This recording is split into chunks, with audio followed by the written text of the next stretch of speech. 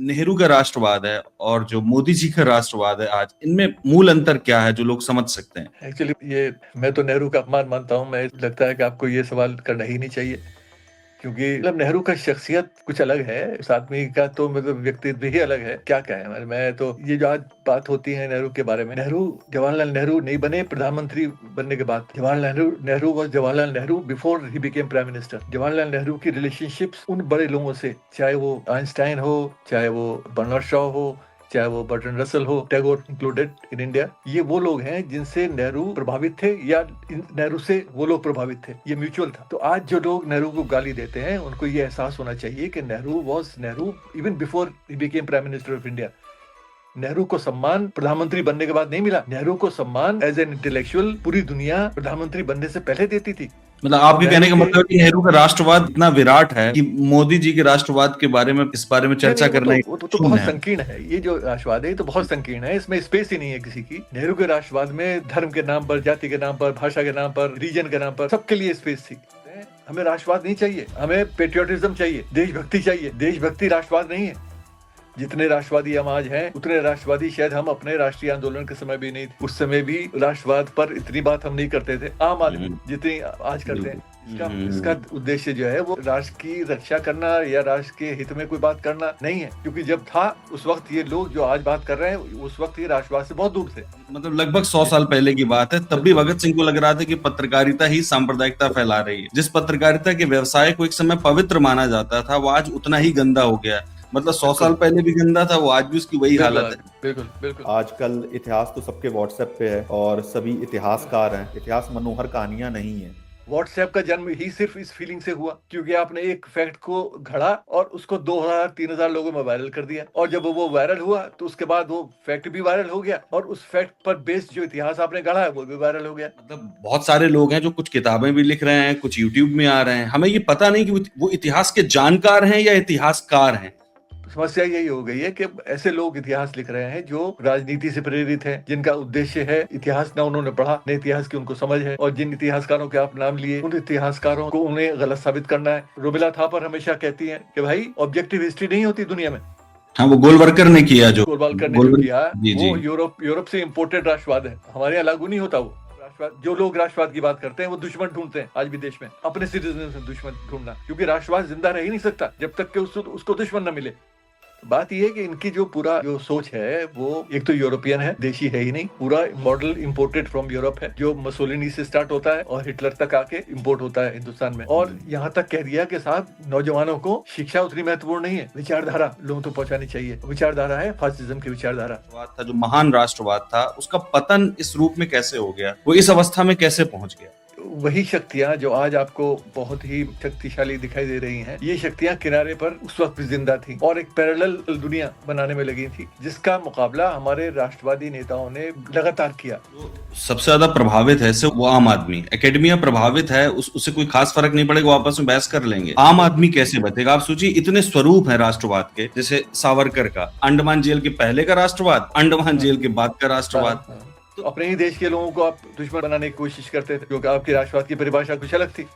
तो मैंने एक साहब से कहा कि भाई आप दिल्ली यूनिवर्सिटी में पिछले 25 साल से पढ़ा रहे हैं, आपको नौकरी तो मिली थी ना, नौकरी करते थे, इतिहास पढ़ाते थे। आपको जब इतिहास पढ़ाने की आजादी थी तो आपको इतिहास लिखने की आजादी किसने छीन ली? आपने किताब क्यों नहीं लिखी? मुझे ये बता दें कि आपने लिखी हो और किसी पब्लिशर नहीं छापी, जब आपने कुछ लिखा ही नहीं और आप आज शिकायत कर रहे हैं। और वो लड़का जो बार बार बोल रहा था, सर वो देशभक्ति है, मुझे लगता है जब वो बार बार कह रहा था मैं भी भारतीय हूँ, जितने आप भारतीय हूँ उतना मैं भी भारतीय हूँ, तो शायद उसकी फीलिंग देशभक्ति की थी। वो देशभक्ति दिखा रहा है, वो कह रहा है मैं भारतीय हूँ, और जो नफरत से प्रेरित लोग हैं वो राष्ट्रवाद की बात कर रहे हैं। जैसे बाल गंगाधर तिलक अपनी राइटिंग में साफ लिख रहे हैं, वो मुस्लिम्स को एलियंस नहीं मानना है, चाहे वो मुंजे हो, हेडगवार हो या सावरकर हो, सब लोग इन्हीं से प्रभावित रहते थे। तो ऐसे क्या रीजन हो सकते हैं कि समय के साथ इनसे अलग स्टैंड हो जाता है, जहाँ पे ये मुस्लिम की अदरिंग नहीं कर रहे हैं तिलक, लेकिन ये सारे लोग फिर मुस्लिम के खिलाफ हो जाते हैं? क्या जहां तक बंकिम का सवाल है, बंकिम तो भाई अंग्रेजों के कर्मचारी थे, ब्रिटिश सरकार में नौकरी करते थे। भाई वंदे मातरम अकेला स्लोगन नहीं था हमारा, हमने बहुत सारे नारे इस्तेमाल किए। वंदे मातरम देशभक्ति का सिंबल नहीं है, जो वंदे मातरम नहीं बोलेगा वो देशभक्त नहीं है।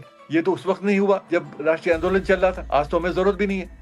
आज के हाँ। समय में अगर टैगोर, तो उनको लिंच कर दिया जाता। लिंच ठीक कर है, दिया था, बिल्कुल। कि जो हिंदू मुस्लिम एकता के लिए कोई अगर रेडिकल आदमी है तो वो ये भगत सिंह जी के बारे में बात कर दी, तो आप आज प्रश्न चिन्ह लगाएं या ना लगाएं, लेकिन लगता है कि आज के दौर में ये लोग होते सारे लिंच हो जाते सारे। विवेकानंद को भी शामिल करते हैं अपने वैचारिक सोच के साथ, जो बिल्कुल ही असंभव है। वो आदमी बहुत दूर है इनसे, कि धर्म के नाम पर नफरत जो फैलाता है, वो भारत वो देश नहीं है, ये समावेशी देश है हमारा। और जबकि विवेकानंद का मुझे याद है एक इंसिडेंट, उसमें वो जो है बच्चों को आजकल देख रहे हैं बहुत सारे बच्चे, कोई राधे राधे कर रहा है, कोई कुछ कर रहा है, कोई कुछ अलग अलग जगह लगे हैं, वो बच्चों से कहते हैं कि तुम फुटबॉल खेलो बजाय इसके कि तुम धार्मिक अनुष्ठानों में जाओ।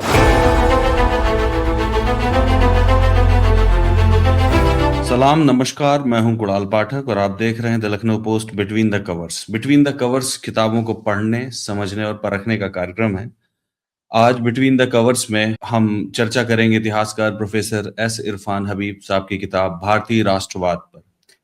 हबीब साहब से बातचीत करने के लिए इस कार्यक्रम में मेरे साथ रहेंगे मेरे दोस्त और वरेसियस रीडर शशांक त्रिपाठी। स्वागत है सर आपका। थैंक यू, शुक्रिया, बहुत धन्यवाद। सर, ये किताब है भारतीय राष्ट्रवाद, ये मेरे पास भी है। आपके पास तो होगी। तो इस किताब में अब राष्ट्रवाद पर है, तो राष्ट्रवाद से ही शुरू करते हैं। जी। मेरा एक सवाल है सर, कि अगर भारतीय स्वाधीनता आंदोलन का अध्ययन करें तो, और जैसा कि आपने अपनी किताब में भी बताया कि जो राष्ट्रवाद का जो मुख्य स्वरूप था 19वीं शताब्दी और 20वीं शताब्दी में ही बन के तैयार हुआ, और वो मुख्य रूप से था उपनिवेशवाद विरोधी और सेकुलर। और आज जब हम देखते हैं तो सांप्रदायिकता और राष्ट्रवाद में अंतर पूरी तरीके से मिट गया है। मतलब जो लोग खुल के खुद को राष्ट्रवादी बोल रहे हैं, वो असल में अंत में सांप्रदायिक निकलते हैं। बिल्कुल। और पूरा आरएसएस और उसके एफिलिएटेड संगठन को देख लीजिए, या बीजेपी की वर्तमान पूरी पीढ़ी को देख लीजिए, उनका स्वरूप यही है। मुझे बस ये नहीं समझ में आ रहा है कि 19वीं 20वीं शताब्दी में जो राष्ट्रवाद था, जो महान राष्ट्रवाद था, उसका पतन इस रूप में कैसे हो गया, वो इस अवस्था में कैसे पहुंच गया। देखिए, इसकी ये जो आपका सवाल है, ये बड़ा महत्वपूर्ण इसलिए कहा जाएगा क्योंकि ये जो हमारा राष्ट्रवाद जो हमने विरासत में पाया राष्ट्रीय आंदोलन से, क्योंकि हमारे राष्ट्रवाद का जन्म ही राष्ट्रीय आंदोलन में हुआ। और अब उस समय के राष्ट्रवाद को आप अगर देखें, जब इसका उत्थान जन्म होता है, उस समय भी वही शक्तियां जो आज आपको बहुत ही शक्तिशाली दिखाई दे रही हैं, ये शक्तियां किनारे पर उस वक्त भी जिंदा थीं, और एक पैरेलल यूनिवर्स, एक पैरेलल दुनिया बनाने में लगी थी, जिसका मुकाबला हमारे राष्ट्रवादी नेताओं ने लगातार किया और ये कोशिश की कि इन शक्तियों को राष्ट्रवाद से, जो हमारा कॉम्पोजिट राष्ट्रवाद है, जो समावेशी राष्ट्रवाद है, जो एकजुटता वाला राष्ट्रवाद है, जो हमारे राष्ट्रीय आंदोलन का राष्ट्रवाद था, उस राष्ट्रवाद से इन शक्तियों को दूर रखा जाए। तो जो आज शक्तियां आपको दिखाई दे रही हैं, ये नई नहीं है। इनकी जड़ें उतनी ही पुरानी है जितनी पुरानी हमारी राष्ट्रवाद की जड़ें हैं, क्योंकि इनका जन्म ऑलमोस्ट साइमल्टेनियसली हुआ, उसी पीरियड में, लगभग कुछ वर्षों के आगे पीछे। तो ये कोई नई चीज नहीं है। नया सिर्फ ये है कि इस राष्ट्रवाद ने आज जो एक किनारे पर हमें दिखाई देता था, वो राष्ट्रवाद, वो आज हमारा राष्ट्र के केंद्र में है। और अपनी उस राजनीति को जो उन्होंने उस समय भी चलानी चाहिए और नाकामयाब रहे, लोगों ने उसको क्वेश्चन किया। और ये राष्ट्रवाद, सिर्फ हमारा ये जो राष्ट्रवाद आप देख रहे हैं, हिंदू राष्ट्रवाद, केवल यही नहीं, उस वक्त मुस्लिम राष्ट्रवाद भी था, जिसका जन्म पाकिस्तान के रूप में हमें देखने को मिला।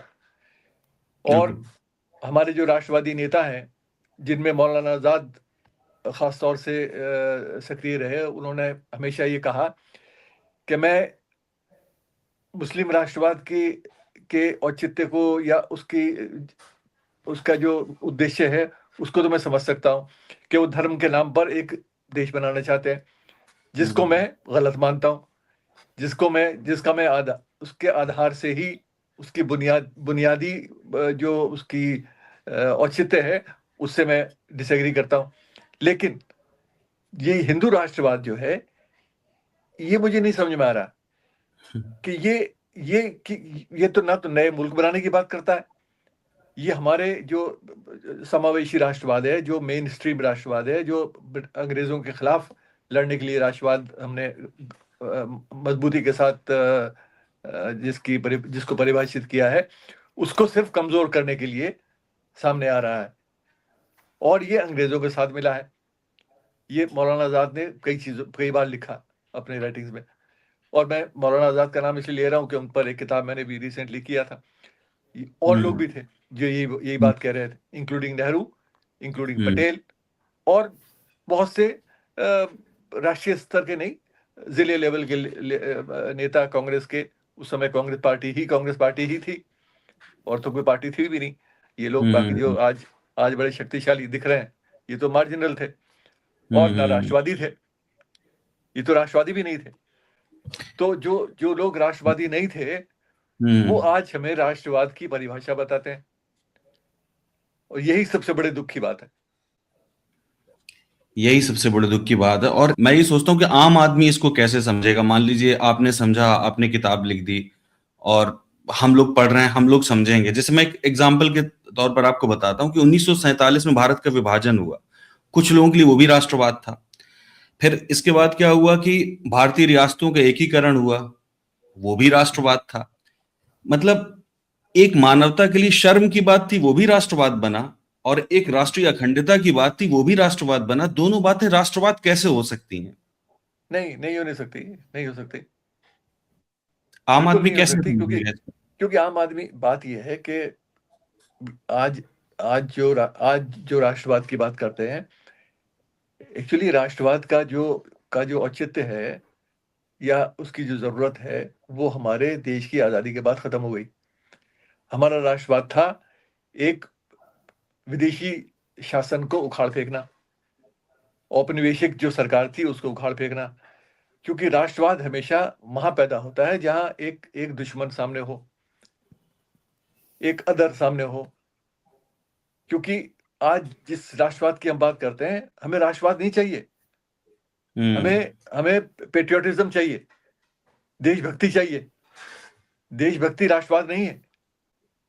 राष्ट्रवाद एक अलग चीज है ना। राष्ट्रवाद की जरूरत जब थी, उस वक्त राष्ट्रवाद ठीक था। उस वक्त भी राष्ट्रवाद की बात कुछ लोगों ने उस पर प्रश्न चिन्ह लगाया था उस समय भी, जैसे टैगोर, जिनका मैंने इस किताब में जिक्र भी किया है। उन्होंने कहा कि भाई राष्ट्रवाद जो है वो तो सारे दुनिया में बहुत बुरी तरह से लोगों को लड़वाता है, वो इंसानियत के खिलाफ है। ह्यूमैनिटी जो है वो पहले है, राष्ट्रवाद बाद में है। तो उसको उन्होंने अपना बड़ा लंबा ऐसे है 1916 में लिखा था, और बड़ी हिम्मत की थी 1916 में, जब चरम पर था राष्ट्रवाद, हिंदुस्तान में नहीं बल्कि दुनिया के और हिस्सों में। उस वक्त उन्होंने ये चीज कही, तो अल्टीमेटली वो सच साबित हुए। अगर आप देखें, जो उन्होंने बात कही वो सही कही थी। बिल्कुल। तो बात ये है कि जो आज राष्ट्रवाद की बात करते हैं, वो असल में देशभक्ति की बात करनी चाहिए। देशभक्ति अलग चीज है, पेट्रियोटिज्म और नेशनलिज्म ये दो अलग चीजें, दो अलग बातें हैं। तो हम असल में दोनों को मिक्स करते हैं, और वही हमारी गलती होती है। मैं आम आदमी के पर्सपेक्टिव से इसलिए पूछ रहा हूं बार बार सर, क्योंकि जो सबसे ज्यादा प्रभावित है वो आम आदमी। एकेडमिया प्रभावित है, उससे कोई खास फर्क नहीं पड़ेगा, वो आपस में बहस कर लेंगे। आम आदमी कैसे बचेगा? आप सोचिए, इतने स्वरूप हैं राष्ट्रवाद के, उदार राष्ट्रवाद, धर्म आधारित राष्ट्रवाद, नेहरू का आर्थिक राष्ट्रवाद, सांस्कृतिक राष्ट्रवाद। कुछ तो ऐसे राष्ट्रवाद हैं जो इवेंट आधारित हैं, जैसे सावरकर का अंडमान जेल के पहले का राष्ट्रवाद और अंडमान जेल के बाद का राष्ट्रवाद। तो आम आदमी कैसे समझेगा इसको कि आखिरकार ये राष्ट्रवाद है क्या, खासकर आज के परिप्रेक्ष्य में जब राष्ट्रवाद शब्द को ही एक्सप्लॉइट किया जा रहा है पॉलिटिकल गेन के लिए। देखिए, इसको आम आदमी के सामने तो बहुत सारे सवाल हैं, उनमें एक ये राष्ट्रवाद भी है। क्योंकि इतिहास को जिस तरह से पढ़ाए जाने की कोशिश हो रही है, समझने की कोशिश हो रही है, वो बहुत ही दुर्भाग्यपूर्ण है। वो हम सब लोग देख रहे हैं, उसमें राष्ट्रवाद भी शामिल है कि राष्ट्रवाद की परिभाषा। क्योंकि हम जितने राष्ट्रवादी हम आज हैं, उतने राष्ट्रवादी शायद हम अपने राष्ट्रीय आंदोलन के समय भी नहीं थे। क्योंकि उस समय भी राष्ट्रवाद पर इतनी बात हम नहीं करते थे, आम आदमी जितनी आज करते हैं। बिल्कुल। तो इसका मतलब ये है कि इसका इसका मकसद कुछ और है, ये किसी और हम्म वजह से इस्तेमाल हो रहा है। इसका इसका हम्म उद्देश्य जो है वो राष्ट्र की रक्षा करना या राष्ट्र के हित में कोई बात करना नहीं है। क्योंकि जब था उस वक्त ये लोग जो आज बात कर रहे हैं, उस वक्त ये राष्ट्रवाद से बहुत दूर थे। उस वक्त इनके इनके इनकी परिभाषा में 3 दुश्मन थे, वो सब लोग जानते हैं, 3M ना। एक तो 3M है, मुसलमान, मार्क्सिस्ट, और तीसरा एक और है ना, बड़ा जो गोलवालकर ने इस्तेमाल किया है। तो ये उस वक्त तक तो ये था। तो उसमें राष्ट्रवाद की कई बात ही नहीं है। तो अपने ही देश के लोगों को आप दुश्मन बनाने की कोशिश करते थे, क्योंकि आपकी राष्ट्रवाद की परिभाषा कुछ अलग थी। तो आज जो ये बात करते हैं, वो बात ये है कि जो सवाल आपने उठाया कि इसको लोगों तक कैसे पहुंचाया जाए। देखिए, इसमें एक बहुत बड़ा रोल तो मीडिया का है, जो हम लोगों से ऑलमोस्ट जो मेन स्ट्रीम मीडिया है, चाहे वो प्रिंट हो चाहे वो इलेक्ट्रॉनिक मीडिया हो, वो जब इस चीज पर सवाल नहीं उठाता है, वो इसको गलत तरीके से परिभाषित करके लोगों तक पहुंचाता है, तो उसमें हम लोगों की मजबूरी है, आपकी भी हमारी भी, ना हमारी बात पहुंचती है, ना और लोग जो पहुंचाना चाहते हैं उनकी बात पहुंचती है। लेकिन इसका संघर्ष जो है वो सिर्फ लोगों तक पहुंचना ही है, चाहे उस लिखा जाए, चाहे बोला जाए, चाहे कहा जाए, जो भी कुछ आपके पास है, वो उस हथियार को इस्तेमाल करके आप लोगों तक पहुंचाएं। और तो मुझे और कोई रास्ता नहीं दिखाई देता। ये सवाल अक्सर पूछते हैं लोग मुझसे, साहब क्या क्या किया जाए, भाई अब क्या करें आप? ना क्योंकि क्या करें, सही बात है। सरकार का कोई स्ट्रक्चर आपके साथ नहीं है, कोई इंस्टीट्यूशन आपके साथ नहीं है, आप कुछ बाहर रहकर कुछ कर नहीं सकते। हम तो बहुत छोटे लोग हैं, जो बड़े बड़े लोग बैठे हुए हैं पॉलिटिकल पार्टीज में, क्योंकि डेमोक्रेसी में तो पॉलिटिकल पार्टी से ही आप उम्मीद रखते हैं। वो जब कुछ नहीं कर पाती हैं, संसद के पटल पर रह के कुछ नहीं कर पाते, तो हम लोग तो, हमारा तो कुछ वजूद ही नहीं। तो बात ये है आप कि ये, जी, आपने मीडिया की बात की ना, तो आपका ही इसी में भगत सिंह का एक लेख, राष्ट्रवाद की साझा परिकल्पना, उसमें वो कह रहे हैं, अपने अपने दर्शकों के लिए बता दूं कि सांप्रदायिकता फैलाने में जो सबसे अहम चीज मददगार होती है वो है पत्रकार। मतलब 100 साल पहले भी, लगभग 1928 हाँ में, 1928 में, मतलब लगभग 100 साल पहले की बात है, तब भी बिल्कुल भगत सिंह को लग रहा था कि पत्रकारिता ही सांप्रदायिकता फैला रही है। जिस पत्रकारिता के व्यवसाय को एक समय पवित्र माना जाता था, वो आज उतना ही गंदा हो गया। मतलब 100 साल पहले भी गंदा था वो, आज भी उसकी वही हालत है। बिल्कुल बिल्कुल। तो ये इसलिए मैं कह रहा हूँ, जब भगत सिंह ने खुद उस समय ये लिखा कि मीडिया का कितना अहम रोल है, पत्रकारों का कितना अहम रोल है, साझी राष्ट्रीयता, ये शब्द भगत सिंह के हैं, साझी बिल्कुल। राष्ट्रीयता को जन्म देना, को मजबूत करना, ये पत्रकारों का कर्तव्य है। बजाय उसके वो एक विभाजनकारी राजनीति है, पत्रकारिता कर रहे हैं। तो ये 1928 में कह रहे हैं। तो वो कितना प्रोफेटिक है, ऐसा लगता है कि जैसे आज के लिए लिखा गया। ऐसा लगता है आज के लिए लिखा गया, यही इसमें बहुत सारी चीजें ऐसी जो डेजावू लगती हैं। हाँ, लगता है कि ये आज के लिए लिखा गया था। बिल्कुल। हाँ सुशांत। नमस्कार सर। अभी हम लोगों की जैसी बात हो रही है इतिहास, आजकल इतिहास तो सबके व्हाट्सएप पे है और सभी इतिहासकार हैं। बिल्कुल, तो और कई बार चर्चा में या बहस में कुछ भी कहो, इवन आप धर्मों से बारे में बात करो कि ये काफी, हम लोगों के ही धर्म में काफी प्रॉब्लमेटिक चीज है। मैं हिंदू धर्म की बात कर रहा हूँ, हर धर्म में कुछ ना कुछ प्रॉब्लमेटिक है। तो उसके पीछे लोगों का तर्क होता है ये तो जो लेफ्टिस्ट हिस्टोरियन थे उनका काम है या मुगल काम है। तो एक आम नागरिक के तौर पे आदमी कैसे समझे कि इतिहास क्या है? इतिहास मनोहर कहानियां नहीं है, और एक इतिहासकार होना कितना मुश्किल या कितना आसान है, क्या प्रक्रियाएं हैं वो समझ, उसके बारे में कुछ बताइए सर। ठीक है, मैं अक्सर ये कहता हूँ, और मैं क्या कहता हूँ, मैंने तो ये, हमारे इतिहासकार हुआ करते थे, अब आजकल बहुत ज्यादा बीमार हैं और कुछ लिख नहीं रहे, प्रोफेसर केन पानिकर, केन पनिकर साहब ने एक बार एक आर्टिकल लिखा था वर्षों पहले, और मेरी जब भी उनसे बात होती है तो ये अक्सर जिक्र आता है इस बात का। और तो वो उन्होंने ये कहा था, बड़ा अच्छा सा कमेंट था, कि इतिहास जो है वो क्रिकेट की तरह है। क्रिकेट में जैसे लोग बाउंड्री के बाहर बैठ के एक एक्सपर्ट की तरह से बात करते हैं, चाहे उन्होंने जिंदगी में बैट ना पकड़ा हो, बॉल ना पकड़ा हो, लेकिन वो ऐसे बताएंगे जैसे कि वो बहुत एक्सपर्ट है और कुछ भी कमेंट कर सकते हैं, कुछ भी कर सकते हैं। तो इतिहास उसी तरह से है। वो लोग जिन्होंने कभी जिंदगी में ना किताब पढ़ी, ना इतिहास का एक मेथड सीखा,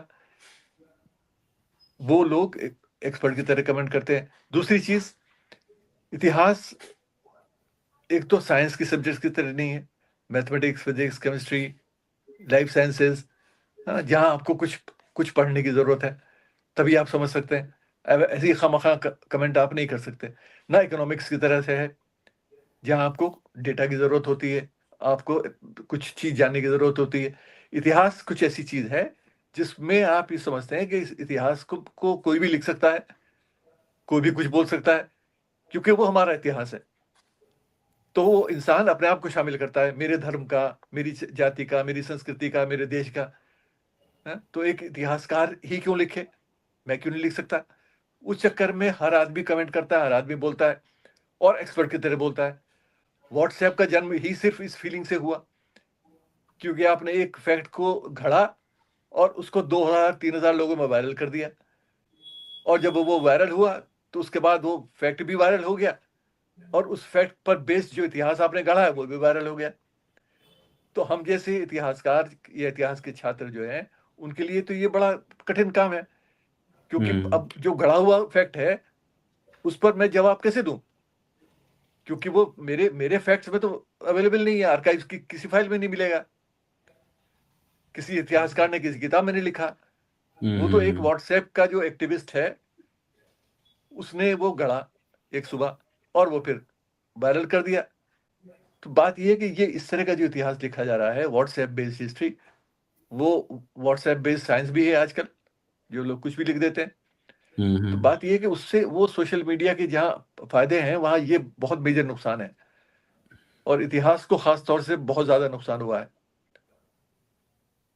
इतिहास को खूब सारा नुकसान हुआ है, ये तो है। एक चीज, अब चूंकि शशांक ने पूछ लिया तो मेरे दिमाग में भी एक सवाल आ गया है, पर अगर आप बताना चाहें तो।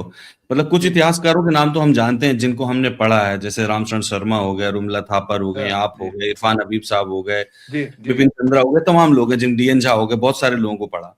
लेकिन मतलब आज के दौर में, वर्तमान में ऐसा, मतलब बहुत सारे लोग हैं जो कुछ किताबें भी लिख रहे हैं, कुछ यूट्यूब में आ रहे हैं, हमें ये पता नहीं कि वो इतिहास के जानकार हैं या इतिहासकार हैं।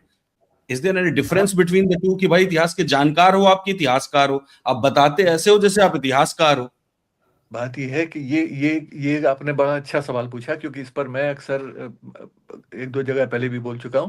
क्योंकि आजकल इतिहासकार, ये उसी से सवाल से जुड़ा है जो जिसके जवाब मैंने पहले दिया, कि वो लोग इतिहासकार हैं, मैं नाम नहीं लेना चाहता उनका, क्योंकि उनको पब्लिसिटी क्यों दी जाए, लेकिन वो इकोनॉमिस्ट हैं, प्रधानमंत्री तक के सलाहकार हैं, आर्थिक सलाहकार, लेकिन वो इतिहास पर किताब लिखेंगे और इतिहास को उस समझ से लिखेंगे जो समझ उन्होंने पैदा की है, जो उस राजनीतिक पार्टी से जुड़ी है जिसके वो कर्ता धर्ता है या जिसके साथ काम करते हैं। वहां पर कुछ लोगों को खुश करना है तो इतिहास भी उसी उन्हीं अच्छा लिख सकते हैं अंग्रेजी में।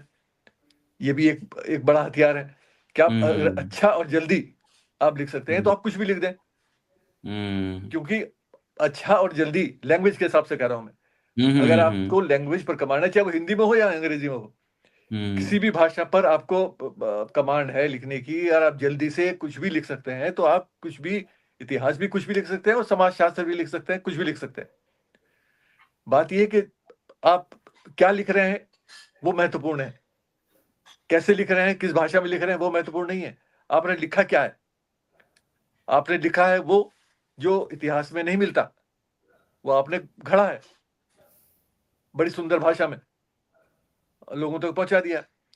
और हमारे जो बहुत सारे दुख की बात यह है कि मैं क्या कहूं कि बहुत सारे पब्लिशर्स हैं आज जो सिर्फ टीवी पर तो टीआरपी की बात होती है या पैसे की बात होती है, कि जो एक टैगलाइन जैसे होती है, टाइटल अच्छा सा लगाया, बड़ा सा नाम है, बस वो लगाया, वो किताब बिक रही है, किताब छप रही है।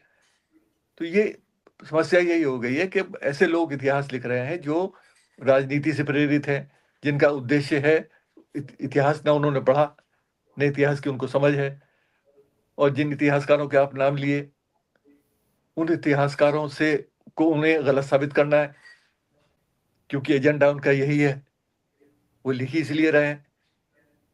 और मैं अक्सर जब कभी टीवी प्रोग्राम में जाते थे तो ये डिबेट अक्सर हुई, और मेरे साथ कई हमारे दक्षिणपंथी सोच के लोग जो आज सत्ता में हैं, उनसे बात होती तो वो शिकायत क्या करते थे कि साहब देखिए, हम लोगों को तो मौका ही नहीं मिला लिखने का। तो मैंने एक साहब से कहा कि भाई, आप दिल्ली यूनिवर्सिटी में पिछले 25 साल से पढ़ा रहे हैं, 30 साल से पढ़ा रहे हैं, आपको नौकरी तो मिली थी ना, नौकरी करते थे, इतिहास पढ़ाते थे। आपको जब इतिहास पढ़ाने की आजादी थी तो आपको इतिहास लिखने की आजादी किसने छीन ली? आपने किताब क्यों नहीं लिखी? या मुझे ये बता दें कि आपने लिखी हो और किसी पब्लिशर नहीं छापी, तब भी इतिहास बनती है बात। जब आपने कुछ लिखा ही नहीं और आप आज शिकायत कर रहे हैं, तो ये इस तरह के बहुत सारे लोग हैं जिन्होंने पूरे उस पीरियड में नहीं लिखा और लेफ्ट को गाली देते रहे, लिबरल्स को गाली। मैं लेफ्ट को डिफेंड नहीं कर रहा, उन्होंने भी बहुत सारी चीजें कुछ गलत लिखी होंगी, लेकिन आप उसमें जो भी कुछ होता है उसमें कम से कम रिगर है, मेहनत है। आप इंटरप्रिटेशन से डिसएग्री कर सकते हैं, लेकिन उसमें वो फ्रिवलस नहीं है। और ये मेरे बुजुर्ग हमनाम इरफान साहब, उनसे कई बार हमारी बात हुई और सुनता भी, बोलते भी रहते हैं वो, कि भाई आरसी मजूमदार और जादूनाथ सरकार जैसे इतिहासकार जो दक्षिणपंथी विचारधारा से जुड़े हैं, वो इतिहासकार जिन्होंने इतना कुछ लिखा, मैं उनका सम्मान करता हूं। इसलिए करता हूं क्योंकि उनके लेखन में रिगर था। मैं उनके जो उन्होंने लिखा उससे डिसएग्री कर सकता हूं, लेकिन उनके मेथड से डिसएग्री नहीं करता। वो सीरियस लोग थे, उनकी सोच, उनकी विचारधारा क्या थी वो अलग है, लेकिन वो लिख रहे थे फैक्ट बेस्ड हिस्ट्री, सोर्सेस को इस्तेमाल करके। वो सोर्सेस को एक सोच के तरह इस्तेमाल करते हैं, हम उन्हीं सोर्सेस को अपनी तरह से इस्तेमाल करते हैं, लेफ्ट के लोग। और रुबिला थापर हमेशा कहती हैं, बहुत सी बात जब कभी उनसे होती है, उन्होंने लिखा भी है ये, कि भाई ऑब्जेक्टिव हिस्ट्री नहीं होती दुनिया में, ऑब्जेक्टिव हिस्ट्री नाम की कोई चीज नहीं है। इतिहास हमेशा जो इतिहासकार है उसकी सोच, उसकी व्यक्तिगत सोच और उसकी वैचारिक सोच, उससे प्रभावित होता है। बात यह है कि आप तथ्यों से दूर न जाएं। तथ्यों से दूर जाएंगे, हिस्टोरिकल फैक्ट से दूर जाएंगे, तब आप इतिहास से दूर जा रहे हैं, हिस्टोरिकल मेथड से दूर जा रहे हैं। बात यह है कि आप दक्षिणपंथी हो या लेफ्ट के हो, आप कम से कम सोर्सेस को इस्तेमाल करके रिगर के साथ इतिहास लिखें, उस पर डिबेट हो सकती है। आप इमेजिनरी फैक्ट्स के बेस पर इतिहास गढ़ेंगे तो वो इतिहास नहीं होता। ये बात। शशांक सर, आपने बुक में लिखा है और अभी थोड़ी देर पहले बोला भी कि हम लोगों को पैट्रियोटिज्म की जरूरत है ना, नेशनलिज्म। और बुक में आप लिख भी रहे हैं कि nationalism is more extreme and the main shortcoming of nationalism lies in the fact that it can blind people. So मेरे अकॉर्डिंग जो हमारे फ्रीडम फाइटर रहे उस समय पे 1947 से पहले, आप उनको किस कैटेगरी में डालोगे, पैट्रियोटिक्स या nationalist? They were both. They were both patriotic as well as nationalist, because उस वक्त दोनों चीज की जरूरत थी। पैट्रियोटिज्म तो एक परमानेंट फीचर है ना हमारी जिंदगी का। आप जिस देश में भी हैं, आपको देशभक्त तो होना ही है ना, अपने देश की हित की बात आपको करनी है। राष्ट्रवादी होना एक अलग चीज है। राष्ट्रवादी होने के लिए आपको आपको एक दुश्मन की जरूरत है, जो गांधी ने कहा है, जो मैंने इसमें इस्तेमाल भी किया, कि राष्ट्रवाद को किसी दुश्मन की जरूरत नहीं है। हमारे राष्ट्रवाद को जो जो गांधी ने परिभाषित किया राष्ट्रवाद, जो यूरोप में राष्ट्रवाद था, वो उस तरह की परिभाषा के साथ आया था जो हमने इंपोर्ट किया।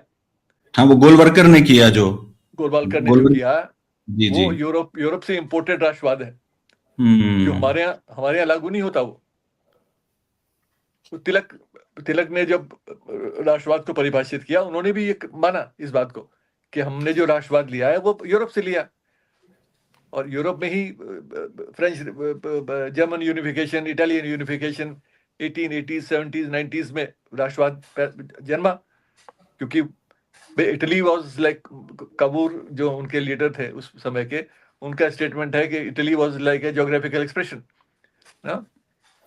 it was not a nation, it was divided into different principalities and nationalities, they were all put together to form an Italian nation. वो बिस्मार्क ने किया इटली में।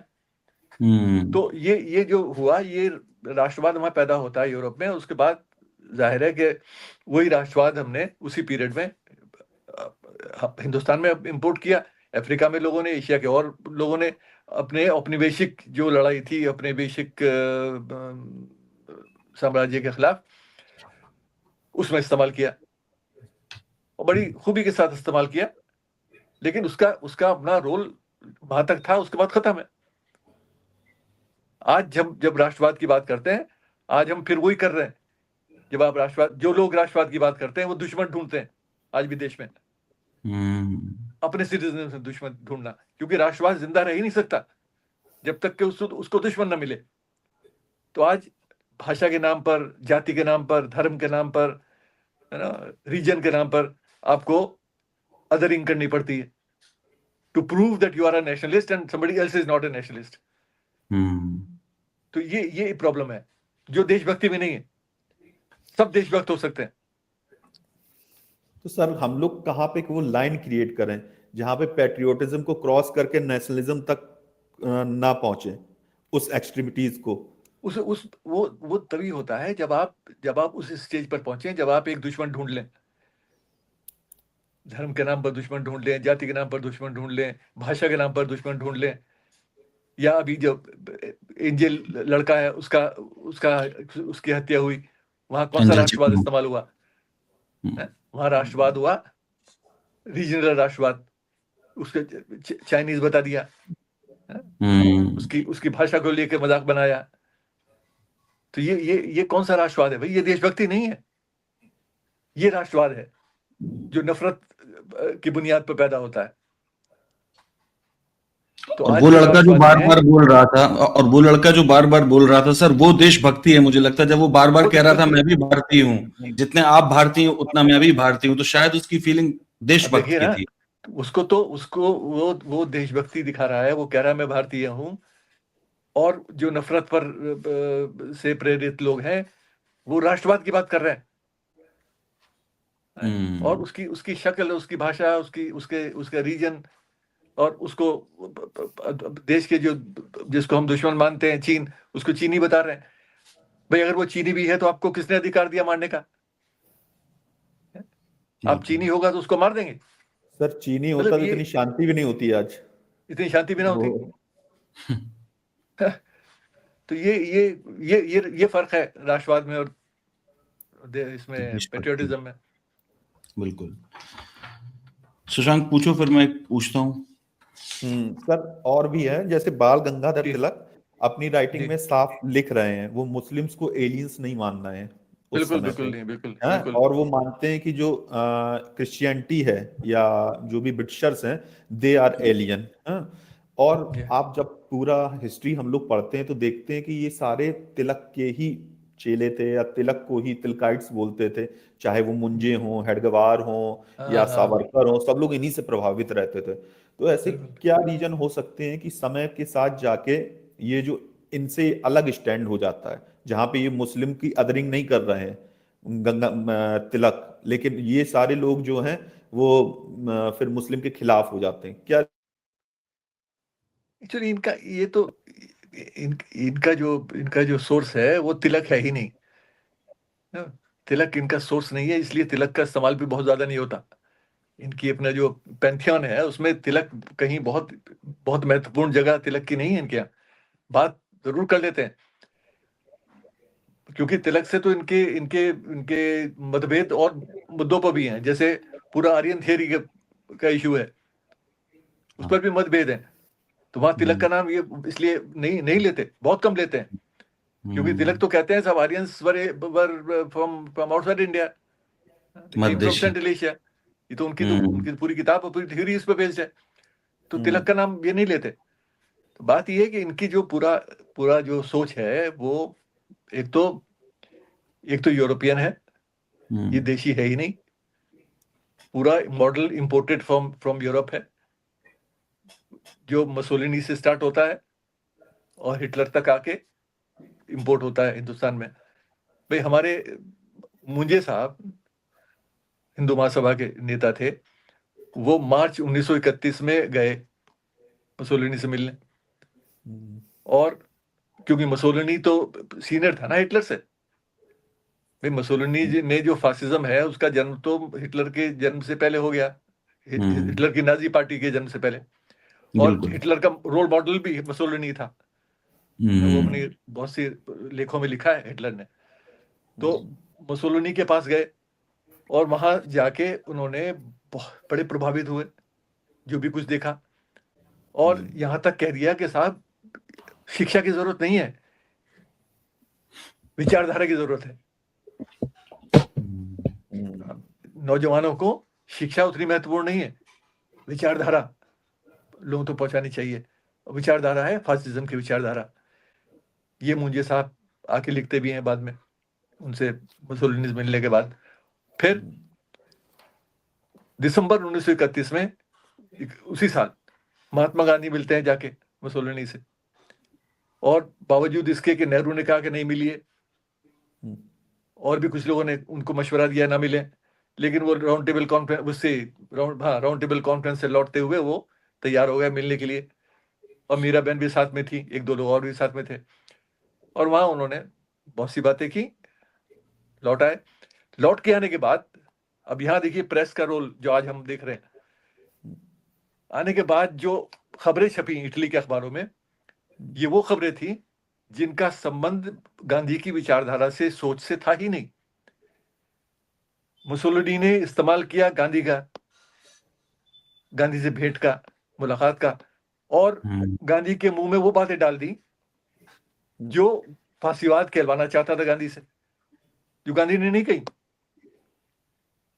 और वो इटली के अखबारों में छपा, और यहाँ पर बड़ा रोष हुआ लोगों में, बड़ी हुआ कि भाई ये क्या है। गांधी ने खुद कहा कि भाई ये तो मैंने कहा ही नहीं, लेकिन प्रेस का इस्तेमाल फांसीवाद ने किस तरह किया जो आज हम देख रहे हैं, ये एक पुराना हथियार है, बड़ा बहुत ही इंपॉर्टेंट टूल है जो हमेशा से इस्तेमाल होता रहा है। अच्छा, दूसरी चीज, मुंजे साहब जब मिले, ये मेरा अपना कंक्लूजन है, क्योंकि गांधी से मुसोलिनी ने सवाल पूछा कि ये हिंदू मुस्लिम की जो आपके यहाँ झगड़ा है, अब देखिए हिंदू मुस्लिम का मुसोलिनी तक कैसे पहुंच गया बात। मतलब इतना तो वो था नहीं कि वो इतना कुछ पढ़ता था यहाँ पे देश में क्या हो रहा है इतना दूर हिंदुस्तान में, मुंजे से और गया क्या आप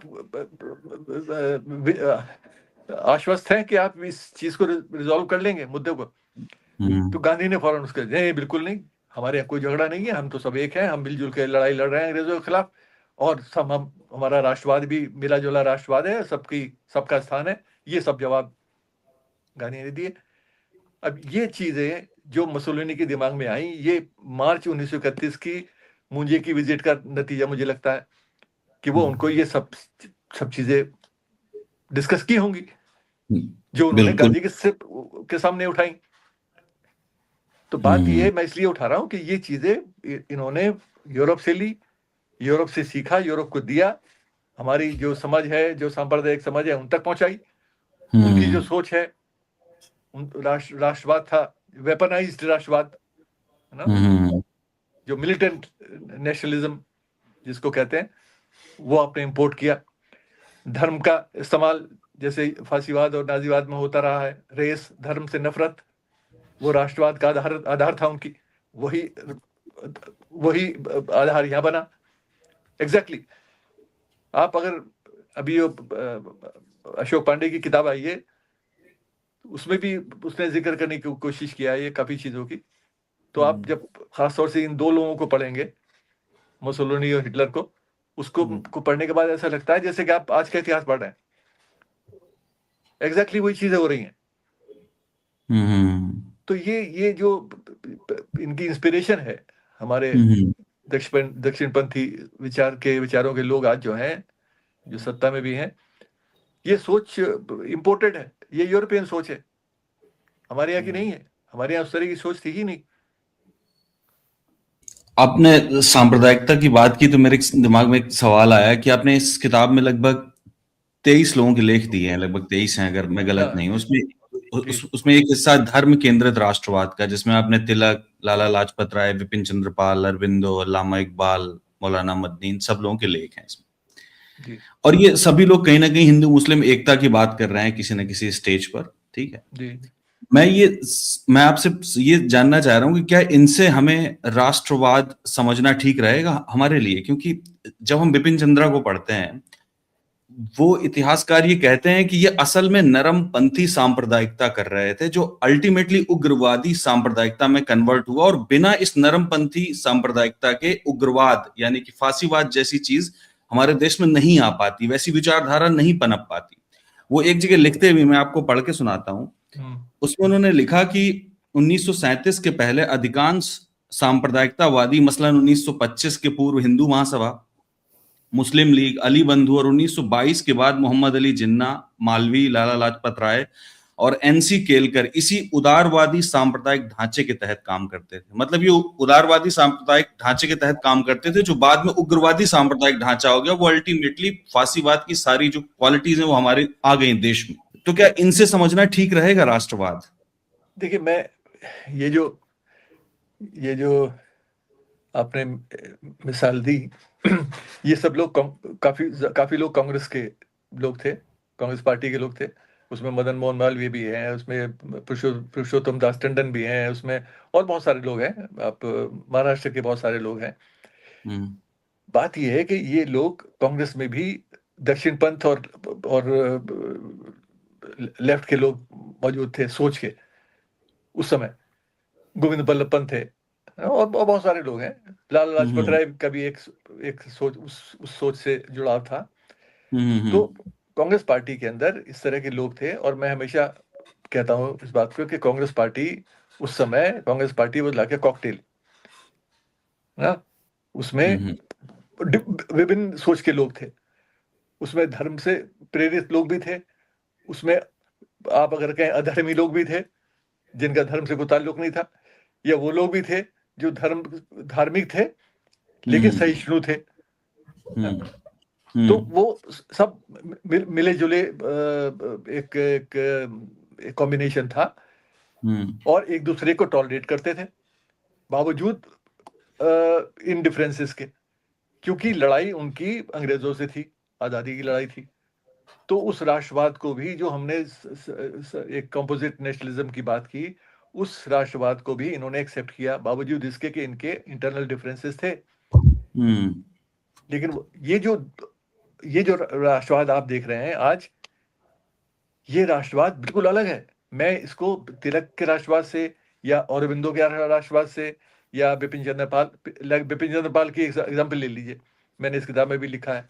बिपिन चंद्र पाल धर्म आधारित राष्ट्रवाद में शामिल किया मैंने, क्योंकि वो धर्म की बात करते भी थे। लेकिन उन्होंने ये भी लिखा कि यहाँ पर हमारे देश में मुस्लिम आक्रांता आए और शासक रहे वर्षों, लेकिन उन्होंने हमारी संस्कृति में, हमारे धर्म में कोई हस्तक्षेप नहीं किया। और हम एक साथ वर्षों तक रहे बावजूद इसके कि हमारे धर्म अलग अलग थे। और उन शासकों को ये हमें क्रेडिट देना चाहिए कि उन्होंने हमारी इन सब चीजों में हस्तक्षेप नहीं किया। तो ये वो आदमी लिख रहा है जो धर्म के आधार पर राष्ट्रवाद को परिभाषित करता है। उसी तरह तिलक भी हैं, उसी तरह औरबिंदो भी हैं। Aurobindo was Hindu nationalist philosophically, hmm. है? वो धर्म के नाम पर झंडा लेकर आपको या डंडा लेकर या झंडा लेकर आपको मारने के लिए नहीं भेजेंगे किसी को, जो आज हो रहा है। तो ये लोग जो आज इस तरह की बात करते हैं, इनको अपने आप को इन लोगों से नहीं जोड़ना चाहिए, क्योंकि उनका धर्म की परिभाषा ही अलग थी। वो किसी को जबरदस्ती जय श्री राम बोलने को नहीं कहा उन्होंने कभी। मतलब उसमें एग्रेशन नहीं था, धर्म उनका आधार था, धार्मिक लोग थे। लेकिन ये सब कुछ देखने को नहीं मिला। कुछ चीजें सांप्रदायिक भी की उन्होंने कभी कभी, बहुत सी सांप्रदायिक बातें भी की, लेकिन वो बड़ी बड़ी सीमित तरीके से हमें देखने को मिलता है। वो ऐसा नहीं है कि उसने कहीं फसाद फैलाया हो, हिंसा की हो। इसीलिए तो बिपिन चंद्रा ने उनको नरमपंथी सांप्रदायिकता के लिए वो कहा है, और तो ये नहीं ठीक है, कहा कि वो उग्रवादी थे। पर उनके कहने का मतलब तो यही है ना कि जो आज की डेट में जो उग्रवाद है, या बाद के चरणों में जो उग्रवाद वो फैला, वो बिना इस नरमपंथी सांप्रदायिकता के आधार प्रोवाइड किए नहीं हो सकता था। जब तक इस नरमपंथी सांप्रदायिकता, अब जैसे आप देखिए ना, आपने बिपिन चंद्र पाल का नाम बताया, तो ये बात सही है कि ये पैराग्राफ बहुत सुंदर लग रहा है पढ़ने में, कि मुसलमानों के राज में हमारे यहाँ एक साझा सरकार हुआ करती थी जिसने हिंदू संस्कृति की अखंडता को नष्ट नहीं किया। बड़ी अच्छी बात लिखी, लेकिन ये हिंदू राष्ट्रवाद शब्द भी दे रहे हैं आप, मतलब एक प्रिकर्सर दिए दे रहे हैं जिससे आगे चल के पूरा डीएनए बन जाना है। आप प्रिकर्सर दे रहे हैं ना, आपने प्राइमर लगा दिया, अब डीएनए बनेगा, और वो बन गया फाइनली। अब ये है कि मैं इसमें रेट्रोस्पेक्टिव उसमें जाना जो है बड़ा मुश्किल है, क्योंकि उस वक्त बहुत सारी चीजें ऐसी कहीं लोगों ने, कोई सोच भी नहीं सकता था कि उसका इस्तेमाल कैसे कौन करेगा, आगे क्या होगा। ठीक है, मतलब वो नहीं होना चाहिए था, लेकिन ये कि अब ये हुआ, अब से 70 साल 80 साल 90 साल पहले, है ना, वो पीरियड भी अलग था। आप 2025 में रह रहे हो भाई, ये दूसरी दुनिया है, दूसरा हिंदुस्तान है। ये यहाँ आप कहाँ से कहाँ पहुंच गई है दुनिया। आप बिपिन चंद्र पाल की बात को हम उठा लें भाई, उस आदमी ने जो उस वक्त कहा, ठीक है, उस कॉन्टेक्स्ट में आप देखिए, वो कॉन्टेक्स्ट था, उस वक्त कह दिया। लेकिन अब आप आज तो वो बात नहीं उठा सकते ना उठानी चाहिए, कि आज तो आप दूसरी तरह के हिंदुस्तान में है, दुनिया में है। क्योंकि पीछे जाने की कोई लिमिट नहीं है। पीछे आप 20वीं सदी में क्यों और पीछे जाइए, पता नहीं क्या क्या मिलेगा आपको लिखने के लिए, देखने पढ़ने के लिए। लेकिन वो सब चीजें उस पीरियड में है, उसी पीरियड में रेलेवेंट है, और इतिहास को कॉन्टेक्स्ट में ही समझा जा सकता है, आउट ऑफ कॉन्टेक्स्ट नहीं समझा जा सकता जी। इतनी ज्यादा बात हो गई बिपिन चंद्र पाल की, तो बिपिन चंद्र पाल अपनी राइटिंग में इसमें ही आपकी बुक में उन्होंने जिक्र किया है बंकिम चंद्र और उनकी आनंद मठ से रिलेटेड जो जगद्धात्री, इन सभी चीजों का। और पिछले महीने हॉट टॉपिक भी रहा देश में वंदे मातरम। तो मेरा सर, इसको ऐतिहासिक दृष्टि से अगर देखें तो आप इसके बारे में पहले तो कुछ बताएं, इसके जो भी ऐतिहासिक कोण हो।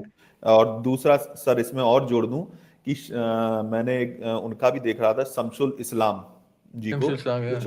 हाँ, शमसुल इस्लाम जी, उनको बंकिम चंद्र जी को उनका स्टूज भी उन्होंने बोला ब्रिटिशर्स का। तो इसके बारे में बताएं। और ये जो इसमें चर्चाएं हुई, अगर आपने सुनी हो पार्लियामेंट में, तो आपको लगता है कि जो भी इसका ऐतिहासिक दृष्टिकोण है उसके साथ वो सही न्याय करती हैं या नहीं? देखिए, पहली बात तो बंकिम चंद्र के का जो लिखा हुआ ये गीत है, आनंद मठ तो बाद में आया, आनंद मठ तो बाद में, आनंद मठ में तो बाद में शामिल किया। ये जो 3-4 लाइन है, ये तो पहले लिखी, उसके बाद जो कुछ जोड़ा गया वो बाद में जोड़ा, जिसमें जो हिंदू सिंबल्स हैं, रिलीजियस सिंबल्स हैं, उनका इस्तेमाल होता है। पहले की जो 4 लाइन है उनमें देश की बात होती है, भारत माता की बात होती है, आगे फिर देवी देवताओं की बात होती है, जो आनंद मठ पे शामिल हुआ। लोगों को जो एतराज शुरू हुआ वो उन बाकी जो 4 लाइनों से हुआ, क्योंकि इस पर बड़े डिस्कशन हुए। इसमें पार्लियामेंट की डिबेट में भी लोगों ने बताया कि बड़ी कॉरस्पॉन्डेंस है नेहरू की, टैगोर की गांधी से, ये सब सब बातें हुई, और उन सब डिस्कशंस के बाद ये नतीजा निकला कि भाई वो जो पहली जो आनंद मठ लिखने से पहले जो बंकिम ने कहा था उसी का इस्तेमाल करें। वो हमें जोड़ता है और वो डिवाइड नहीं करता, बाकी की लाइनों में धर्म आ जाता है, तो उसको आप क्यों इस्तेमाल करते हैं? और टैगोर के कहने पर, सुभाष चंद्र बोस के राजी होने पर ये चीजें कांग्रेस ने अपनी मीटिंग में तय किया कि भाई हाँ ये हम ऐसे इस्तेमाल करेंगे। ये और सब रिकॉर्ड है, रिकॉर्डेड हिस्ट्री है इसमें, कोई उसके पर लेटर्स भी हैं, कॉरस्पॉन्डेंस भी है, सब मिल जाता है, जो पार्लियामेंट में भी लोगों ने उसकी मिसाल दी। जहां तक बंकिम का सवाल है, बंकिम तो भाई अंग्रेजों के कर्मचारी थे, ब्रिटिश सरकार में नौकरी करते थे, तो ये जो भी कुछ उन्होंने लिखा वो अंग्रेजों के खिलाफ तो लिखा ही नहीं। वो सन्यासी विद्रोह है। सन्यासी विद्रोह किनके खिलाफ? मुस्लिम राजाओं के खिलाफ है। तो वो कॉन्टेक्स्ट तो वो है, उसका इस्तेमाल हम बाद में अंग्रेजों के खिलाफ कर रहे हैं। बंकिम नहीं लिख रहे हैं अंग्रेजों के खिलाफ, ये तो हम बाद में कर रहे हैं ना, लोग जानते ही नहीं इस बात को। बंकिम की तो कोई हिम्मत ही नहीं थी, वो सरकारी अधिकारी रहे अंत तक। तो बात यह है कि इसकी इन सब चीजों में हमें नहीं जाना चाहिए। हम अपने ही लोगों के साथ अन्याय कर रहे हैं। वो जो लिख गए, वो लेखक थे, राइटर्स थे, पोएट्स थे, अपनी सोच थी, उनको उनकी धज्जियां उखाड़ना आज के 2025 में, वो उनके साथ भी अन्याय है। मैं डिसएग्री करता हूँ आनंद मठ की बहुत सारी चीजों होते, लेकिन चलिए वो उस समय लिख दिया जो कुछ लिखना था, जो हमें इस्तेमाल करना था वो हमने इस्तेमाल किया। कांग्रेस पार्टी ने राष्ट्रीय आंदोलन में इस्तेमाल किया। फिर दूसरी चीज, भाई वंदे मातरम अकेला स्लोगन नहीं था हमारा, हमने बहुत सारे नारे इस्तेमाल किए। वंदे मातरम देशभक्ति का सिंबल नहीं है कि जो वंदे मातरम नहीं बोलेगा वो देशभक्त नहीं है। ये तो उस वक्त नहीं हुआ जब राष्ट्रीय आंदोलन चल रहा था, आज तो हमें जरूरत भी नहीं है उस सब की। और इसकी मिसाल मैं पहले भी मैं कहीं 1-2 बार दे चुका हूं। भगत सिंह ने जब नौजवान भारत सभा बनाई 1926 में, 25-26 में, तो उसमें बहुत सारी चीजें बड़ी इंटरेस्टिंग उन्होंने शामिल की, जिसमें भगत सिंह ने कहा कि भाई ये जो कांग्रेस पार्टी अपने प्लेटफॉर्म्स पर मीटिंग्स में नारे लगवाती है, नारे तकबीर, अल्लाह अकबर, जो बोले सो निहाल, सत श्री अकाल, वंदे मातरम, भाई कांग्रेस तो इसलिए करती थी क्योंकि हिंदू, मुसलमान, सिख, ये सब तीनों को एड्रेस करना, जो अपने हाथ में मुझे वो ये ऐसा कोई हार्मफुल चीज नहीं लगती। लेकिन भगत सिंह को लगा कि भाई ये तो आप, जब आप ये करते हैं, आप तो लोगों को एहसास दिला रहे हैं कि आप हिंदू हैं, मुसलमान हैं, सिख हैं। आप इंडियन नहीं है, आप हिंदू हैं, आप मुसलमान हैं, आप सिख हैं, तो हम ऐसा नारा अपने प्लेटफॉर्म पर नहीं लगाएंगे। हम कहेंगे इनकलाब जिंदाबाद, हिंदुस्तान जिंदाबाद, दुनिया के मजदूरों एक हो। तो ये एटीट्यूड हमारे जो आइकॉनिक क्रांतिकारी है उसका है। उसने वंदे मातरम को एक तरफ कर दिया। तो आप भगत सिंह की राष्ट्रीयता पर या राष्ट्रभक्ति पर प्रश्न चिन्ह लगाएंगे क्या? तो बात ये है कि ये प्रॉब्लम हम क्रिएट कर रहे हैं आज, जो प्रॉब्लम एक्चुअली प्रॉब्लम होनी नहीं चाहिए। सर प्रश्न चिन्ह लगाएंगे या नहीं लगाएंगे तो अलग चीज है। आपने एक जगह लिखा भी है जिसमें सुगाता बोस लिख रहे हैं कि आज के समय में अगर वो होते टैगोर तो उनको लिंच कर दिया जाता। लिंच कर दिया जाता, बिल्कुल। सुगाता बोस, दुर्गांशु मुखर्जी और लोगों की जब बुक बोस पे ही पढ़ेंगे तो मुझे जो फीलिंग होती है कि जो हिंदू मुस्लिम एकता के लिए कोई अगर रेडिकल आदमी है तो वो बोस है। और यही आपने ये भगत सिंह जी के बारे में बात कर दी, तो आप आज प्रश्न चिन्ह लगाएं या ना लगाएं, लेकिन लगता है कि आज के दौर में ये लोग होते सारे लिंच हो जाते सारे लोग। बिल्कुल। ये सब लोग वो हैं जो मैं बार बार ये कहता हूं कि भाई, मैंने लिखा भी है बहुत सारे आर्टिकल्स में इधर उधर किताब के अलावा, कि सुभाष चंद्र बोस और भगत सिंह, दो लोगों की बात आप करते हैं, आप उनकी शहादत की बात करते हो, उनके राष्ट्रवाद की बात करते हो, सुभाष चंद्र बोस के आईएनए की बात करते हो। अरे भाई, सुभाष चंद्र बोस का आईएनए तो सुभाष चंद्र बोस का आखिरी हथियार है, आखिरी लड़ाई है। 1920 का सुभाष, 1930 का सुभाष, इंडिपेंडेंस लीग वाला सुभाष, वो देखो ना, और क्या क्या सुभाष चंद्र बोस ने लिखा है। ये दोनों ही लोग, बोस भी और भगत सिंह भी, दोनों ही बहुत कुछ लिखा, विरासत छोड़ गए जिसको हम पढ़ सकते हैं।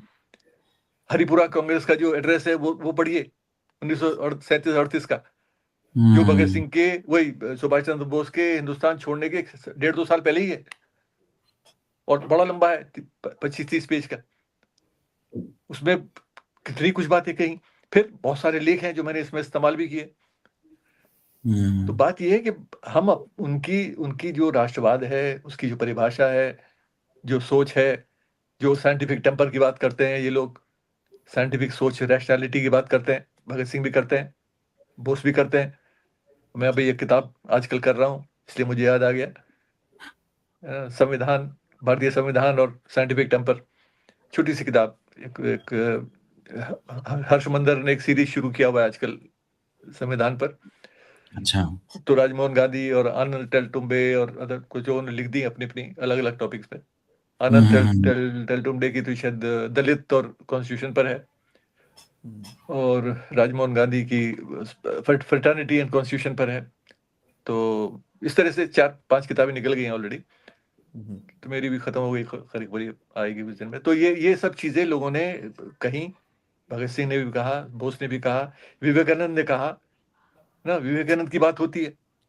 देखिए, ये लोग जो इनका राष्ट्रवाद है, जिसको ये हिंदू राष्ट्रवाद की बात करते हैं, जिसमें विवेकानंद को भी शामिल करते हैं अपने अपने वैचारिक सोच के साथ, जो बिल्कुल ही असंभव है। वो आदमी बहुत दूर है इनसे। बिल्कुल। दुख की बात यह है कि ये मैं कांग्रेस पार्टी को भी जिम्मेदार ठहराता हूँ इस चीज के लिए, कि कांग्रेस पार्टी ने विवेकानंद का इस्तेमाल उस तरह से नहीं किया जैसे करना चाहिए था। ज्यादा इस्तेमाल करना चाहिए था, इनको मौका मिलता ही नहीं। बात यह है कि ये करते तब भी पटेल जैसे आदमी को इस्तेमाल करने की कोशिश करते हैं, है ना, जिसने इनको बैन किया, इनके ऊपर एक्शंस लगाए, इनके खिलाफ बोला।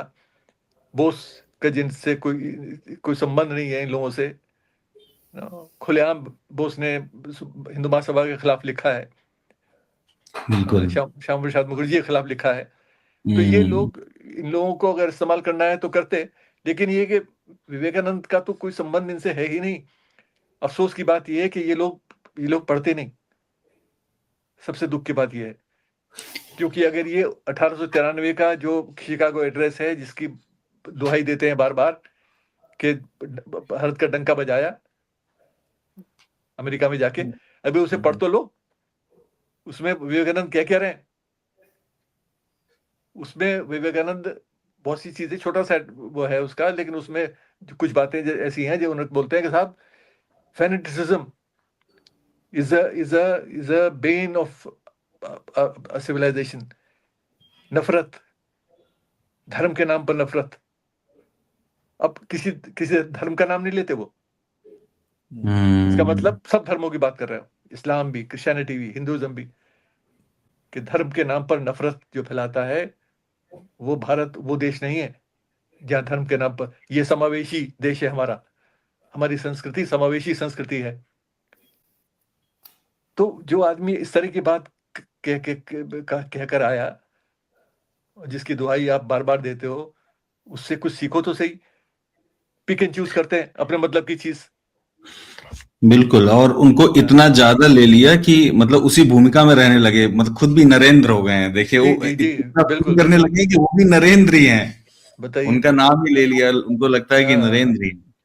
और जबकि विवेकानंद का मुझे याद है एक इंसिडेंट, उसमें वो जो है बच्चों को, आजकल देख रहे हैं बहुत सारे बच्चे, कोई राधे राधे कर रहा है, कोई कुछ कर रहा है, कोई कुछ अलग अलग जगह लगे हैं। वो बच्चों से कहते हैं कि तुम फुटबॉल खेलो बजाय इसके कि तुम धार्मिक अनुष्ठानों में जाओ। बिल्कुल बिल्कुल बिल्कुल। एक सवाल है सर, मतलब जैसे मैंने देखा कि आरएसएस और लगभग पूरी बीजेपी भारत के पहले प्रधानमंत्री पंडित जवाहरलाल नेहरू की आलोचना से ही अपना पोषण प्राप्त करते रहे। मतलब जो आज उनकी ग्रोथ है, मतलब आलोचना एक, मुझे लगता है आलोचना सही शब्द नहीं, आलोचना का मतलब जिम्मेदारी भरी वो होती है। ये बेसिकली गैर जिम्मेदार बुराई करते रहे हैं, और उसी पर ये धीरे धीरे विकसित हुए। और हमने देखा कि मोदी जी अक्सर मतलब नेहरू जी को कोट करते हैं बार बार नेगेटिव सेंस में, पर मुझे ये नहीं समझ में आता है, और आम लोगों को भी समझना चाहिए कि जो नेहरू का राष्ट्रवाद है और जो मोदी जी का राष्ट्रवाद है आज, इनमें मतलब मूल अंतर क्या है जो लोग समझ सकते हैं? एक्चुअली मुझे ये मैं तो नेहरू का अपमान मानता हूँ। मैं इस सवाल को मुझे लगता है कि आपको ये सवाल करना ही नहीं चाहिए, क्योंकि नेहरू नेहरू तो एक एक मतलब नेहरू का शख्सियत कुछ अलग है। उस आदमी का तो मतलब व्यक्तित्व ही अलग है। वो मैं क्या कहें, मैं तो मतलब जिस आदमी ने ये जो आज बात होती है नेहरू के बारे में, नेहरू जवाहरलाल नेहरू नहीं बने प्रधानमंत्री बनने के बाद। Nehru was Jawaharlal Nehru before he became prime minister. Jawaharlal Nehru की रिलेशनशिप्स उन बड़े लोगों से, चाहे वो आइंस्टाइन हो, चाहे वो बर्नार्ड शॉ हो, चाहे वो बर्ट्रैंड रसल हो, मैं दुनिया के लोगों की बात कर रहा हूँ, टैगोर इंक्लूडेड इन इंडिया, और भी बड़े बड़े नाम होंगे। ये वो लोग हैं जिनसे नेहरू प्रभावित थे, या नेहरू से वो लोग प्रभावित थे। ये म्यूचुअल था before Nehru became prime minister. तो आज जो लोग नेहरू को गाली देते हैं, उनको ये एहसास होना चाहिए कि Nehru even before he became prime minister of India. Nehru को सम्मान प्रधानमंत्री बनने के बाद नहीं मिला। नेहरू को सम्मान एज एन इंटेलेक्चुअल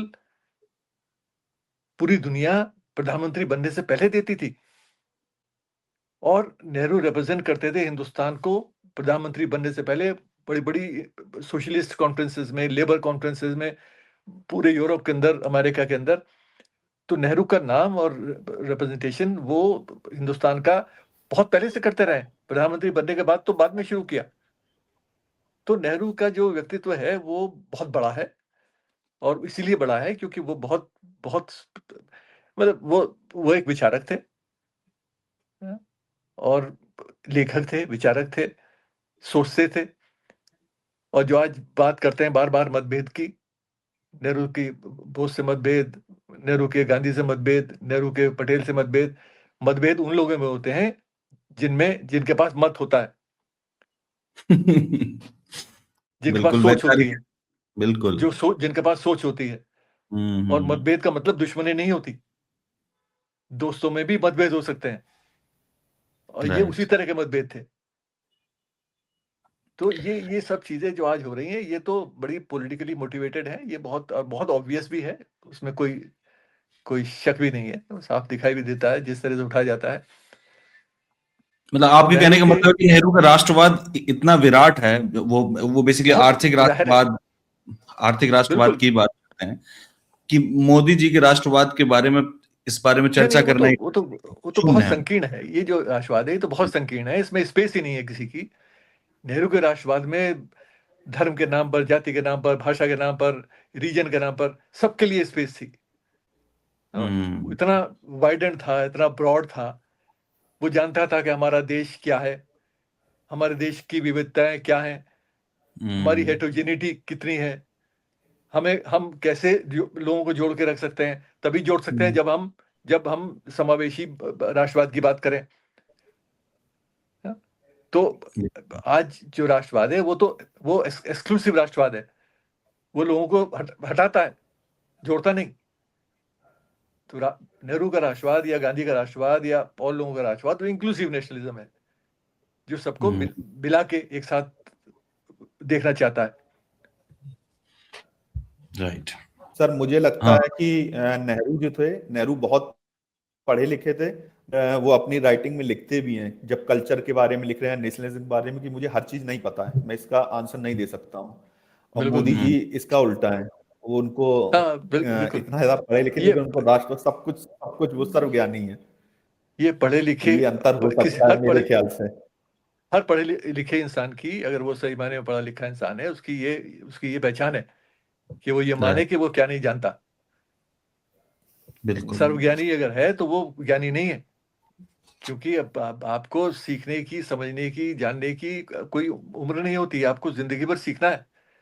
बहुत सारी चीजें आप नहीं जानते हैं, और दुनिया से चले जाएंगे उसी स्थिति में।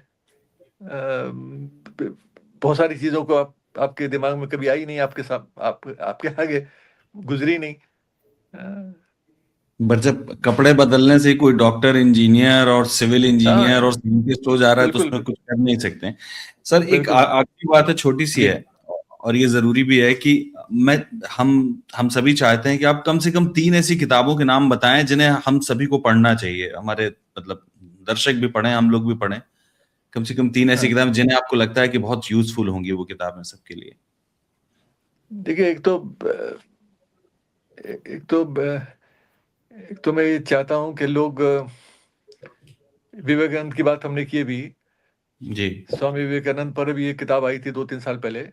गोविंद कृष्णन एक यंग स्कॉलर है, उसने लिखी है। और हम्म। मैंने उस किताब का प्रमोशन भी लिखा था, बड़ी मैंने पढ़ी इस चक्कर में क्योंकि मुझे लिखना था। वो बहुत बहुत सुंदर किताब है, बहुत सारी चीज़ें उसमें सीखने को मिली और हम्म। वो फैक्ट्स सीखने को मिले जो हमें मालूम नहीं थे। तो वो किताब बहुत महत्वपूर्ण है, जी। आज के हिंदुस्तान में लोगों को पढ़नी चाहिए। दूसरी चीज एक है कि ये अ, हमारे हमारे जो जो हम बात अभी कर रहे हैं, जैसे भगत सिंह फॉर एग्जांपल, भगत सिंह की जो राइटिंग्स है, जो हम्म। उनकी अपनी राइटिंग्स है, जो मैंने लिखा वो नहीं, या हम्म। किसी और ने लिखा है। आज भगत सिंह की राइटिंग्स, क्योंकि ये इसलिए मैं कह रहा हूँ क्योंकि बहुत सारे लोग ही कहते हैं कि साहब ये तो आपका इंटरप्रिटेशन है। हम्म, तो आप उनकी उनकी जो कलेक्शंस हैं वो मौजूद हैं। मेरी अपनी किताब है इनकलाब, हम्म। उसमें मैंने भगत सिंह की राइटिंग्स को अपने इंट्रोडक्शन के साथ पेश किया है। तो मेरा इंट्रोडक्शन मैंने पढ़ी है, आप सीधा भगत सिंह ने जो लिखा वो पढ़ लें। तो हम्म। ये इसलिए जरूरी है क्योंकि भगत सिंह की राष्ट्रवाद को भी आप समझेंगे, भगत सिंह का विजन क्या था देश के लिए, वो भी आपको समझ में आएगा। हम्म। तो ये एक्चुअली बहुत जरूरी किताब है। इस तरह की जो किताबें हैं जो राइटिंग्स पे बेस्ड हैं, जो उनकी अपनी जी। लिखी हुई चीजें हैं। हम्म। और बाकी बहुत सारी किताबें हैं एक्चुअली, क्या बताएं, मतलब ये फिर भी बहुत प्लीज कुछ हो प्लीज, सकता है भाई। मतलब लोगों के लिए मैं तो इम्पोर्टेंट है ये। हाँ, एक और रह गई अब जैसे मौलाना आजाद पर ही पढ़ना चाहें, हम्म। मैं अपनी किताब का प्रमोशन नहीं कर रहा हूँ, लेकिन आप मौलाना आजाद पर पढ़ना जरूरी है। जी जी। मेरा लिखा हुआ पढ़ें या किसी और का लिखा पढ़ें, हम्म। लेकिन ये इसलिए जरूरी है कि आप राष्ट्रवाद को समझ पाएंगे।